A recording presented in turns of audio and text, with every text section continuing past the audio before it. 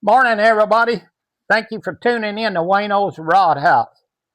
A gentleman brought me 5 reels to clean and oil and grease. He's been fishing in the saltwater. It's the way I do my reels. I'm not a pro. I'm not saying I'm a pro. It's what I do, and it's what I've been doing. And I'm 75 years old, and it's been working for me. I'll take a squirt bottle, take the reel, squirt it down with the water, wipe it off.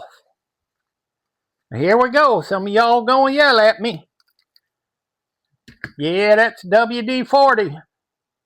I find WD-40 works really good on them. If you've never tried it, take a WD-40, squirt that reel down everywhere on the outside, wipe it off. Once you get it wiped off, you're ready to take it apart. I'm not going to sit here and bore you with that.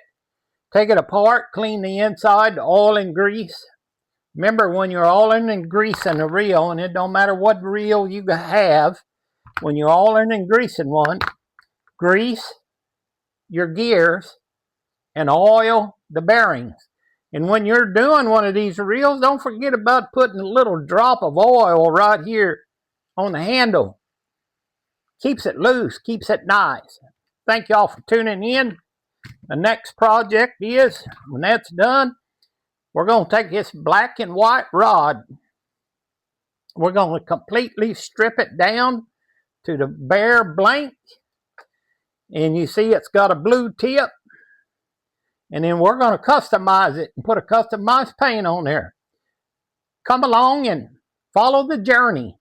Please like and subscribe so you can see the product once it's stripped and down to the bare bones.